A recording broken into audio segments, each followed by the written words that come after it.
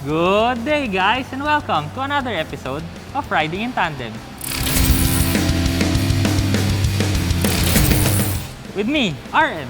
And me, Elaine.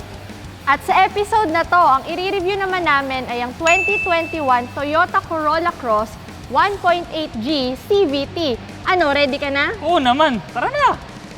Pero bago tayo magsimula, pasalamat muna tayo sa katandem natin dito sa Toyota Bacoor, si Sir Kevin. Sir Kevin! Hi mga katandem! So, ako si Kevin Sayok, your marketing officer here in Toyota Bacoor. Ina-invite namin kayo to visit our showroom here in Molino Boulevard, Bacoor, Cavite. At kung interesado kayo dito sa Corolla Cross, I-click nyo lang yung link na nilagay namin sa description sa baba.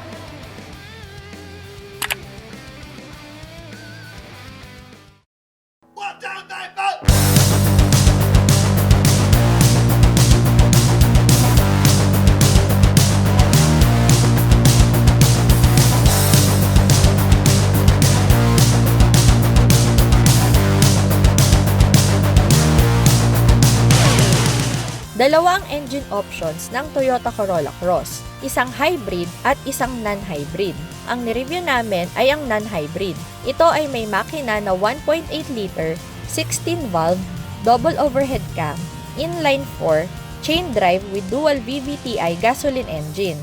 Ito ay may maximum power na 140 PS at 6,400 RPM at may maximum torque na 172 Nm at 4,000 RPM. Ang transmission nito ay continuously variable transmission. Akala nyo ba tapos na kayo sa pagpili ng crossover? Ha! Akala nyo lang yon. Dagdagan pa natin yung listahan nyo. Eto ang bago ng Toyota. Corolla Cross ba? Para kasi sa amin, pinaamong RAV4 to. From sa windshield na patayo, umbok ng hood sa gilid, agresibong headlights, pati na rin itsura ng grill at hugis ng bumper, di ba kamuka? Halogen projector ang headlights, hugis kutsilyo, piercing ang dating. Isang unit lang to, pero nakahiwalay sa loob yung halogen daytime running lights at signal lights. LED naman yung fog lamps. Trapezoid ang grill na may black honeycomb design. Matte black din yung bumper, pero meron naman siyang body colored na skid plate design. Ang pinakamapapansin dito sa gilid, yung mga wheel arches na squarish. May flat panel dito, pero nilagyan nila ng curve line, kaya nagmukhang muscular. Squarish na muscular. May signal light yung side mirror. At hindi pa nagtatapos dyan. Yung squarish muscular na nilagay nila dun sa unahan, inilagay din nila dito sa likuran.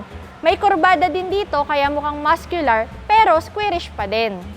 Sa top naman, blacked out siya dito. Nakikiuso rin kasi uso ang floating roof ngayon.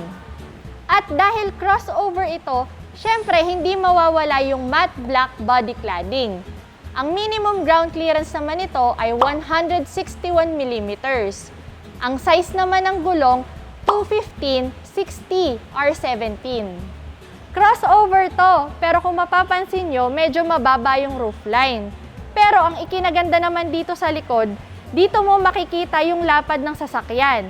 Isa pang kakaibang feature na dinagdag nila dito, parang may eyeliner yung ilaw sa likod. Oh ha, panis! Shark fin yung antena. Bakal naman tong spoiler na karugtong ng katawan. May washer, third brake light, defogger, wiper, reverse camera, at rear parking sensors. LED ang taillight at ang rear fog lamp. Dito lang to sa driver side Halogen naman yung signal light at yung reverse light. Meron din naman ditong reflector. Matte black ang bumper. May reflector din magkabilaan. May skid plate design din. Pero ang maganda dito, black yung ilalim. Kaya kahit tamaan ng bato, okay lang. Dito lang tatama. para sa mga masinsinang car reviews, mag-subscribe kayo sa channel namin. Marami kami niyan. Kung meron kayong topic na gusto nyong pag-usapan natin o kaya sasakyan na gusto nyo ipa-review, mag-comment lang kayo Malamang excited na kayong makita loob nito, no? Pero bago yan, pakita ko muna sa inyo to. Ito ang susi ng Corolla Cross. Hindi mo naman mapagkakaila, di ba? Ayan, laki ng nakasulat. Ito, sa likod, meron siyang malaking Toyota na emblem, tapos may malaking shiny bit siya dito sa gitna. Sa harap naman, andito yung lock, unlock button, at saka alarm. Sa ilalim naman, nandito yung switch para sa physical key. Pero sa totoo lang, hindi mo naman kailangan yung susi. Basta nasa bulsa mo to, ilagay mo lang yung kamay mo dito, magbubukas na siya. Kung gusto mo namang ilock, yung daliri mo lang lalagay mo dito. Sarado na. Oh. Okay na.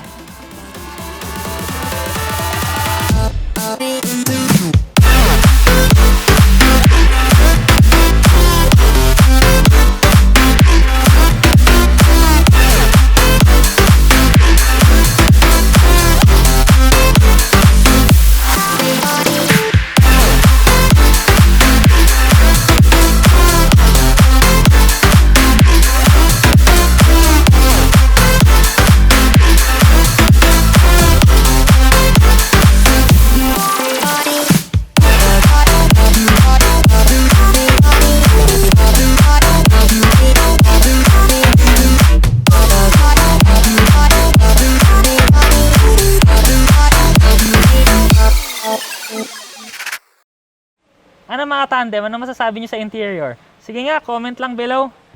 Ngayon, bago tayo mag-space test, pakita ko lang sa inyo yung adjustment ng manibela. Bale, tilt siya and telescopic. Yung upuan naman natin, naabante, naatras, nare-recline yung upuan, tapos may seat height adjuster din siya. Sa space test naman natin, yung tuhod ko, pasok na pasok. Yung ulo ko naman, malaki yung space. 5'8" ako ha, check natin sa second row. Pasok na pasok yung tuhod ko dito, ayos. Yung headroom ko naman, maganda rin yung headroom, pasok na pasok tayo. At ito yung napansin kong bonus na maganda dito. Yung upuan kasi dito sa front row, may space sa ilalim. Kaya kahit mag-slouch ka, may shoot mo yung paa mo dun sa ilalim. Komportable, ayos. Check naman natin yung space sa trunk. Yan. Yan ang sinasabi ko, kaya gustong gusto namin ng mga crossover. Kasi napakaluwag ng trunk. Kita nyo, nanliit yung galon natin. Tapos meron siyang ilaw sa left side. May provision na rin siya para lagyan ng cover from here papunta dito. Tapos, meron din siyang sabitan magkabila. Ito. Meron din siyang compartment sa sides, magkabila. Tapos, meron siyang 4 na talian. Sa ilalim naman, yan ang bubulaga sa inyo. Mags. Naka-mags na yung spare tire natin at same size ng mga nakakabit sa labas. Tapos, sa paligid niya, ito yung mga lalagyan natin ng mga tools. Kala nyo, tapos na tayo. Hindi pa. 60-40 tong second row. Tingnan nyo. Easy. More space, more fun. It's kaliko time. Simulan na natin sa ibabaw. Sa ibabaw, ang materyales na ginamit niya, sobrang solid. At saka gustong-gusto ko yung kulay niya. Black kasi. Pag black kasi yung ceiling, parang mas komportable siya at saka mas luxurious yung dating. Sa visors naman natin, pareho siyang merong salamin. Kaso mo, pareho ring walang ilaw. Pero, meron namang 2 ilaw dito sa unahan. Yung rear view mirror niya, meron siyang night and day. Sa sidings naman natin, simple lang ang design niya. Plastic pero soft touch, masarap hawakan. Tapos, yung sa siko mo naman, pag nilapag mo, leather na malambot. Yung mga switch natin dito, solid. Yan o, click, click, click.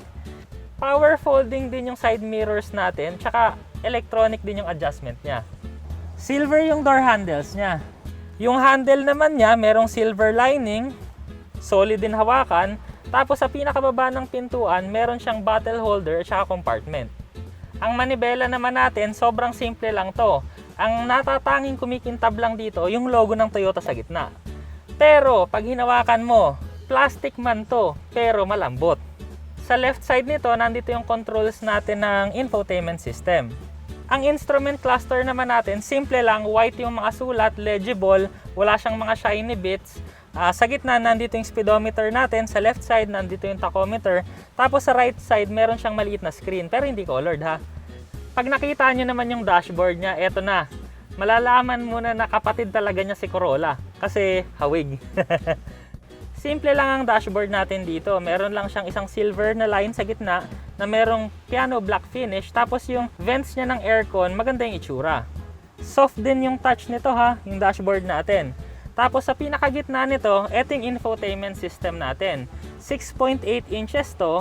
Tapos meron siyang T-Link ng Toyota. So ililink mo siya sa cellphone mo, Android man or Apple, pwede mo naman siyang i-play. Meron din siyang Bluetooth, auxiliary, at saka USB.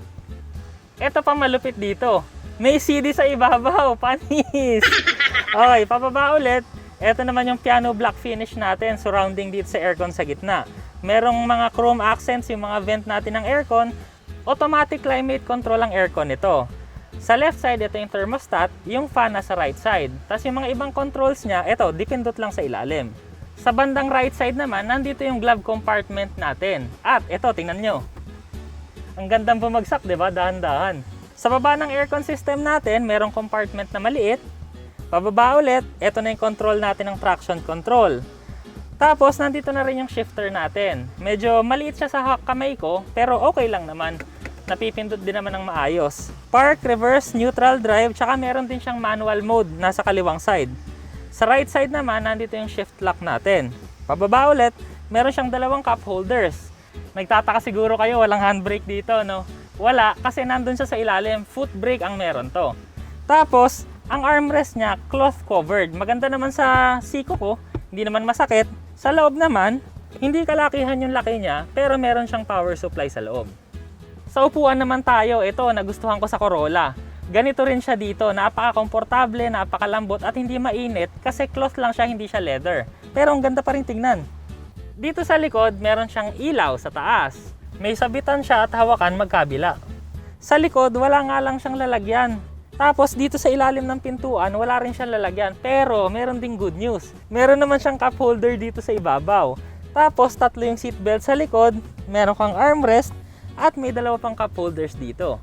Sa ilalim ng armrest sa unahan, meron ding maliit na lalagyan. At ngayon, tapos na tayo sa exterior at interior review. Test drive naman tayo. Game? Game! O, tara na! Hindi pa kami umaandar. Niligo ko lang ng konti yung manibela, pero grabe ang lambot. Matindi ang lambot. Okay. Tapos ang lalaki rin ng side mirror. Grabe. Ayan o. Kitang-kita mo hanggang dun sa may itong kabilang lane, tsaka yung isa pang lane sa kabila. Next natin to, yung braking. Swabing-swabe rin. Konting tapak mo, may kagat na siya. Malakas din yung pagpreno niya pag diniinan mo. Sa acceleration, normal driving, hindi mo na kailangang diinan pa yung paa mo. Konting-konting diin mo lang, nakakasunod na siya sa traffic. So, ibig sabihin yan, yung 1.8 liter nito na makina ay napakahusay. Hindi mo na siya kailangan pahirapan para umantar ka. Ito yung isa na naman na madadagdag sa sasakyan na alam mo yon, yung pag minaneho mo at home ka kaagad sa feel. Yan o, hindi ka mag-a-adjust. Kasi yung pick up niya, okay na. Yung preno niya, okay na. Hindi kagaya ng iba, pagka namreno ka, susub-sub ka. Pag gumasolina ka, mapapaganyan yung ulo mo. Ito hindi, swabing-swabe. Hindi ka maninibago. Tamang-tama. Next naman natin yung suspension. So, para sa inyong mga nakadaan na dito sa Molino Boulevard, nakita nyo naman kung gaano kakinis to, di ba? Pero, kayang-kaya. Maganda yung suspension niya, malambot. Tamang-tama to para sa amin kasi ganito yung gusto namin, yung komportable. Kasama na rin dito yung transmission niya. So CVT nga to, kaya yung shifting niya, wala lang, pabilis ka lang ng pabilis. Hindi mo mararamdaman yung shifting. Bilisan natin ng konti.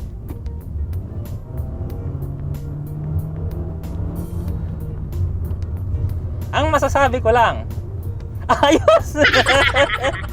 Ang pinagkaiba kasi ng yung malaki agad yung displacement mo versus sa mas maliit na displacement tas naka-turbo, yung lower revs kasi pag mas malaki yung makina mo, mas malakas na kaagad. Unlike pagka kunwari, mas maliit yung displacement mo tas may turbo ka, nasa top end mo mararamdaman yung yung hatak nun pagka nag-gano na yung turbo mo. Yun yung difference nila. So sa akin, okay na okay to kasi umpisa pa lang may batak na kaagad. Para sa kadagdagang kaalaman nyo ng mga lahat, yung naturally aspirated versus turbo engine kasi, sa totoo lang, pagka naturally aspirated, konti lang ang parts, engine lang iisipin mo. Pagka kasi turbocharge ka, oo, mas malakas, kaso mas marami ka ring parts na pwedeng masira in the future.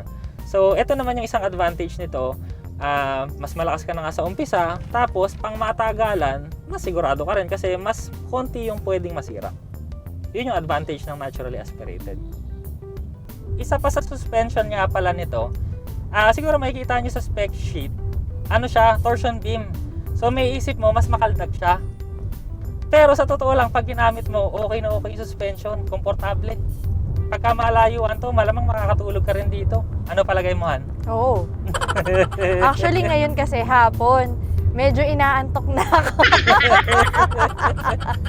Ang sarap lang dalhin eh, sobrang komportable. Tapos malamig pa. Ayun, yung aircon din, napakalamig. Partida, wala pa kaming tint ha. Ngayon naman, testing natin yung turning radius. Ay, grabe! Oo nga, ang liit! Kasi hindi ko pa kinabig yung kabilang side, yung diretso liko lang. Pero grabe yung turning radius nito. Ang dali lang, grabe. Kasi ang liit ng turning radius niya. Kala mo hindi crossover. Kala mo maliit na sasakyan.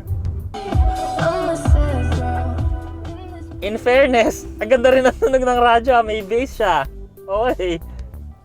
Ngayon mga katandem, at ngayon itatry naman natin yung manual mode. Game!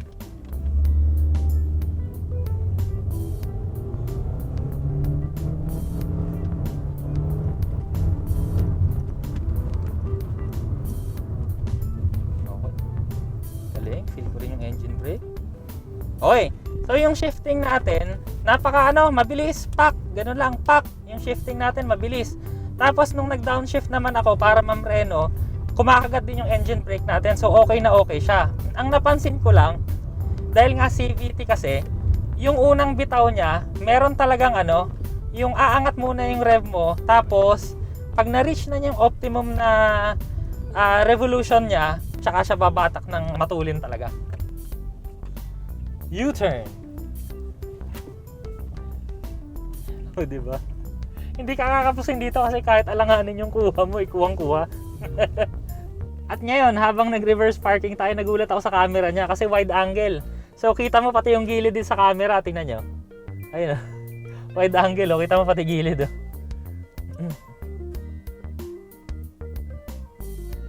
At ngayon, tapos na akong mag-test drive. Tingnan naman natin kung anong masasabi ni Elaine. Let's go!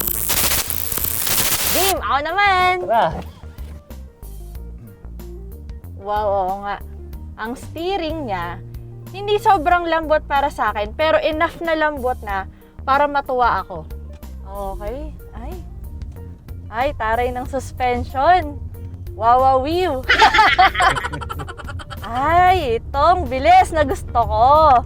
Actually, ang pakiramdam niya unang sakay mo, unang drive mo, unang hawak mo ng sasakyan na to. Parang karugtong na ng kamay mo at saka ng paa mo yung manibela at saka yung gas. Kasi pag tinapakan mo siyang konti, gusto mong mabilis, ayun na. Pagka iniliko mo yung sasakyan, ayan na, ibibigay niya na sa'yo. May impulse. Yung aircon, abot na abot dito. Oo, malamig. Actually, kanina pa ako giniginaw doon sa likod. Yung mga tipong malamig na yung balat ko, pero sobrang sarap inaantok talaga ako kanina. Ito, konting galaw lang ng katawan mong kailangan. Konti lang, konting tapak, konting ikot, yun na. Pati preno, ayan o. Mababaw lang yung tapak mo, pero may initial bite na. Tsaka maganda yung progression, maganda yung kapit ng preno. Ito talaga eh. Ramdam na ramdam ko pagka tinatapakan ko yung gas, yung acceleration niya. Sobrang sarap. Tapos yung feel ko kasi kanina habang nire-review yung interior, parang alam mo yun, komportableng tingnan. Pero pag ginamit mo na, komportable talaga. Parang parang at home sa baba itong sasakyan na to. Sa totoo lang kasi ako, gustong-gusto ko yung pag tumingin ako sa manibela, kitang-kita ko na agad yung gauge. Yung hindi na ako maglilin na ganon. At saka yung sa windshield, kitang-kita ko lahat. Itong mga pillars na to, maliit, wala masyadong blind spot. And malalaki nga yung side mirror, kitang-kita ko lahat. Ito yung gusto ko, kitang-kita ko lahat. At kaya kong magmabilis. Tsaka yung unahan ng side mirror, kita rin eh. Oo, yun din. Wala nang blind spot masyado. Isa pang napansin ko naman dito sa likod, yung upuan mo, parang sa unahan din, yung nakaakap din sa'yo yung upuan, kahit dito sa likod. Kasi sa ibang sasakyan, pag nasa likod ka, flat na lang eh. Eto hindi, nakaporma sa likod mo, sarap. Ngayon naman, itatry natin ang turning radius. Hintayin lang natin ang mga sasakyan na ito. Pero i-try na natin, magporma ng konti. Ang daming sasakyan. Yung. Sumabay tayo dito.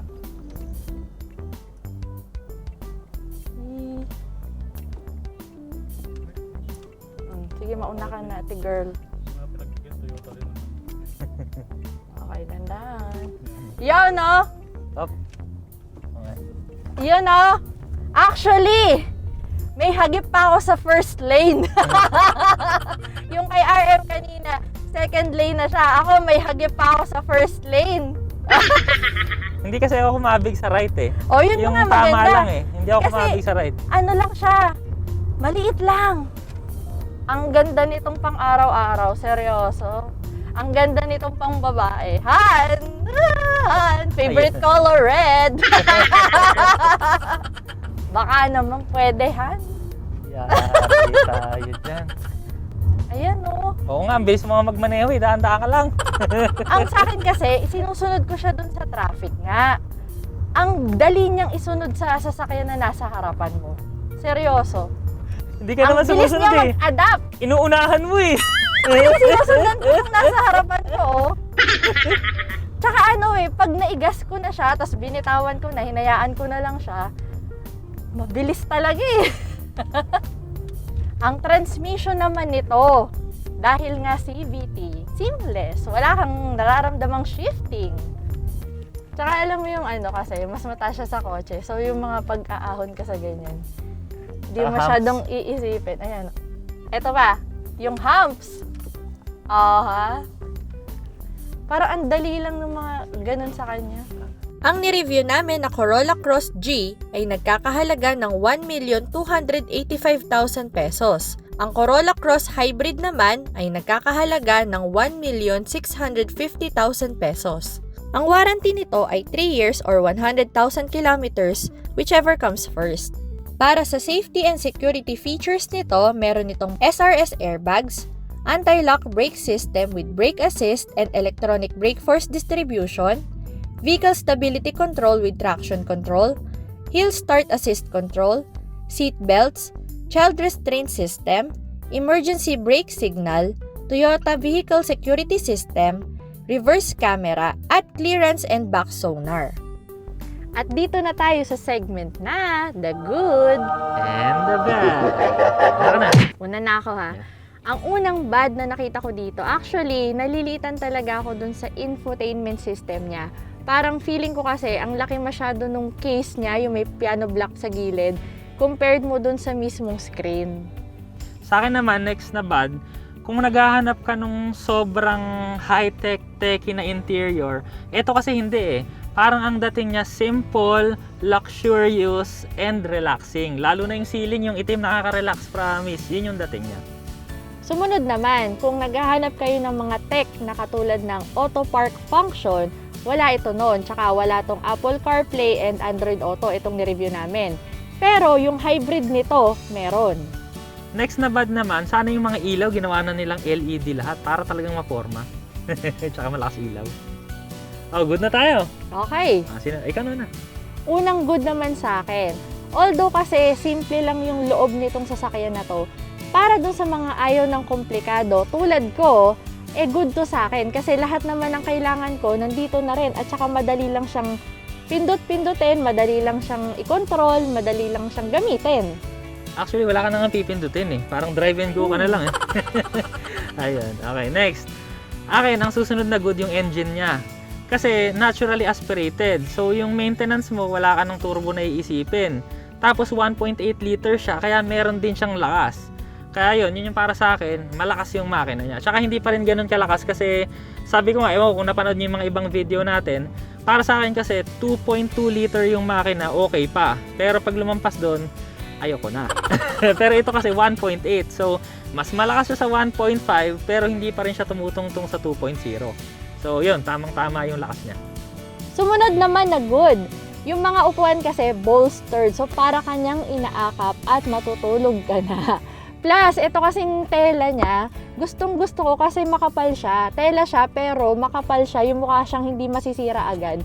Plus, ginawa pa nilang black lahat dito sa loob. Kaya yung ambience niya na parang matutulog ka talaga, aantokin ka, masarap pang sumakay, malamig pa, nandun. Next naman sa akin, yung transmission niya. CVT kasi, pagka regular driving, sobrang suwabe. Kaya relax na relax ka lang mag-drive sa wala kang jerk na mararamdaman. Tapos may sequential pa siya. Kaya pagka kunwari gusto mong maglaro, gusto mong pataasin yung revs ng makina mo, pwede pa rin. Tapos effective, mabilis yung shifting ng manual. Tapos yung downshift pa niya, meron ding engine braking. So pasok na pasok talaga. Sumunod naman, yung steering at yung braking. Parang karugtong ng kamay mo yung manibela at karugtong ng paa mo yung preno. Pagka niliko mo yung sasakyan, liliko siya. Pag namreno ka ng konti, mamemreno na siya. So para sa akin, para siyang impulse ng katawan, parang magkakonect na yung kamay mo tsaka yung paa mo sa sasakyan. Okay na okay. Next naman sa akin, kanina kasi nasa bad, maliit yung infotainment na screen. Pero yung tunog naman, 6-speaker system, meron tong tweeter.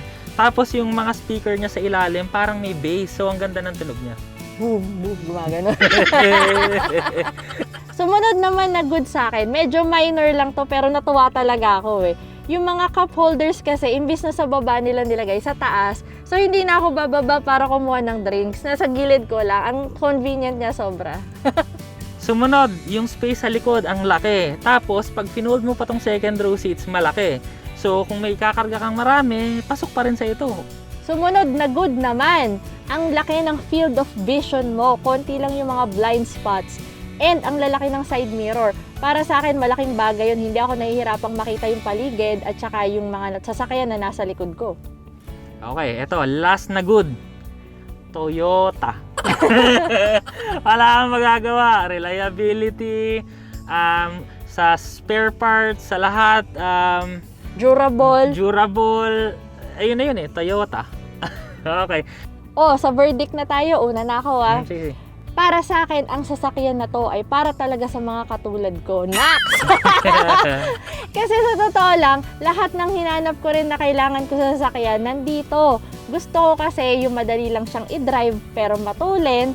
Tapos gusto ko malaki yung field of vision, malakas ang aircon at maganda ang ambience, maganda ang upuan, komportable, and simple lang, madali lang kalikutin yung mga infotainment system. Kaya para sa akin, maganda tong pang everyday sa mga nag-oopisina or pumapasok sa school katulad ko, and sa mga babae na gusto simple lang. Para sa akin, ang verdict ko sa sasakyan na to, kung gusto mo ng all-rounder 5-seater, maluwag yung trunk, pwede mong dalhin kahit saan, matulin, tamang-tama sa ito. I-add mo pa yung reliability ng Toyota na sigurado, inline 4, naturally aspirated, sigurado kang tatagal, pang matagalan, wala kang po problemahin. Yun, maraming salamat po sa panonood. Sana may natutunan ulit kayo. Oh, next video na!